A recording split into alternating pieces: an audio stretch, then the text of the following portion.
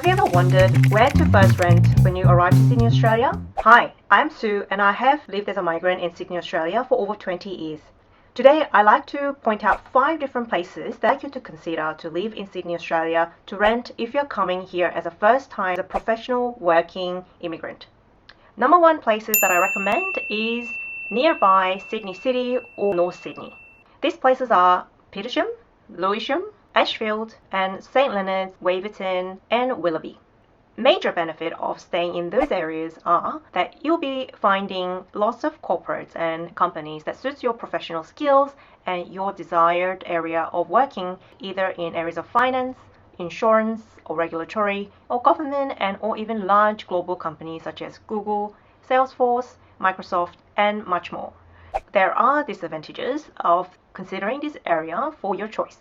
Currently, Sydney is having lack of available rents, especially in those attractive areas. You'll find that there are a lot of applicants who would like to apply for the same available rental, and it will make it much harder to apply for if you do not already have existing or the past rental history. So just keep that in mind that you may not be able to find or choose a property that you have considered even within your budget. Number 2 areas of recommendation is a place called Macquarie Park. Macquarie Park is surrounded by adjacent suburbs such as Epping, Marsfield, Macquarie University, and also Ryde and North Ryde. Macquarie Park not only has a lot of corporates and companies where you can find work, it's also a great place for education, medical, and a great shopping mall facility. Not only that, it comes with an amazing public transport infrastructure that connects to wider train network from Metro Line and also the bus line. It is definitely a place that I will not ignore when you first search for your first home. If you are not very interested in transferring more than once, Macquarie Park may not be a place for you. However, considering its locality and how close it is to connect to a wider area of Sydney and also to the city, I will definitely consider Macquarie Park as an initial place for your settlement.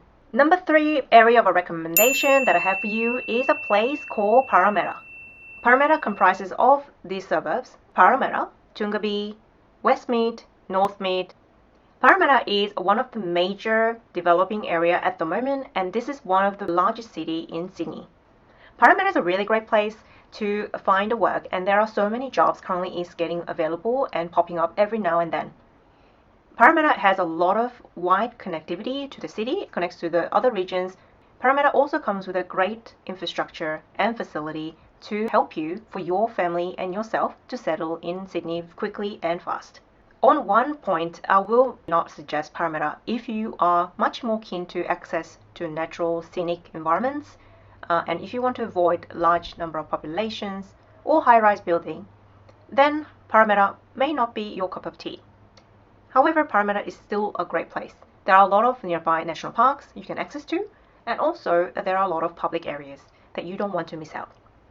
Number 4 areas of recommendations are places called Rhodes, Silverwater, Olympic Park, Newington, and Wentworth Falls.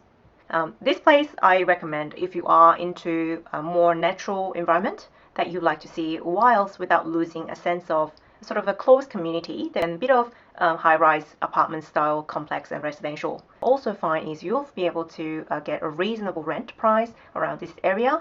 So definitely give a consideration if you'll be able to find a work or job in a nearby location when you first arrive to Sydney, Australia.